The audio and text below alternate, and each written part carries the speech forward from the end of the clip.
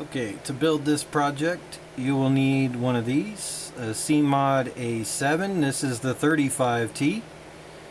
It will also work with the 15T version, but Digilent does not sell the 15T anymore, and if you buy one now, you'll get the 35T. We also need a breadboard, some wires, and if you use this kind of wire, the solid core wire, you will need some side cutters to cut them, and ye old wire strippers to strip them. And for the really small ones, maybe a needle nose so you can grab it with the soft area while you strip it off.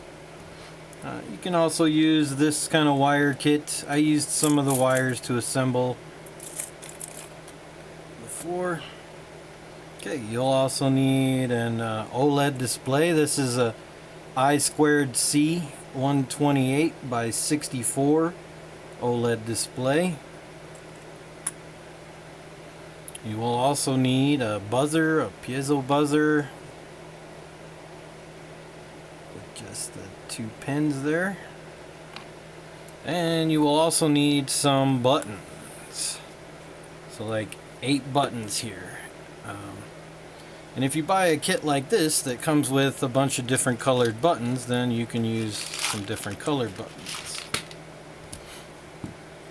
And you will also need this hot glue gun. Well, not this one, but one of your own, so that you can glue the buttons down, because sometimes they like to jump out. Especially these ones here. So for the up and down direction, notice that this only has 2 pins on it compared to a brand new one. And that is because we want to stick, in order to make the configuration, we're going to put up and down on one side of the breadboard. So you need to take your wire cutters here, or your side cutters, and cut off 2 of the leads. Ensure the ones you cut off are across from each other. The way this button works is we want to have it open, and then when we push the button, it makes the connection to opposite corners. And you'll want to assemble your breadboard by putting the buttons in.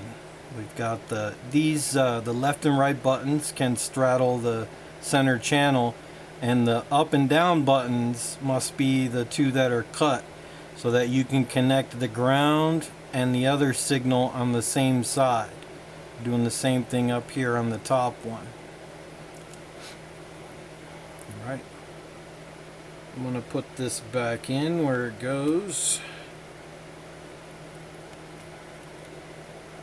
Okay. And got the I2C wires here. Power, which is the VU pin, or pin 24, coming from the CMOD down to power the I2C. Ground, the ground from the CMOD is connected into here, into this ground rail, and then that's what this wire does, is connects the grounds on both sides, just for this ground on this up direction button up here. All the other grounds to the buttons are connected to the lower ground rail, and the other corner is connected to a pin on the FPGA, and I'll show you a chart in a minute how to put those together. So the I2C will go in there. These 2 connections here are for the buzzer, which I like to stick near the upper left corner of the OLED.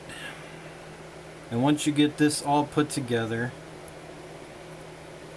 you'll want to mount your battery pack on the back. I used a couple pieces of Velcro to stick it onto the back, and I put it in the middle so that when you're grabbing it, you're not touching this battery, and you can press the buttons without that. And then also, once the cable gets connected, such as right here, you can stretch it over and plug it into like this top, and then it also keeps the wire out of the way so that you can use the directional buttons. Alright, in this graphic at the top we have the pinout for the CMOD A7, and it is facing the exact same way that you see it on the breadboard in my images. The OLED display is connected to, well, the SDA and SCL down here, pins 36 and 35. The buzzer is connected to pin 19. The up, down, left, and right buttons, all the buttons that are on the left side of the FPGA are connected from 20 to 23. And the buttons on the right side are connected to pins 6 through 9.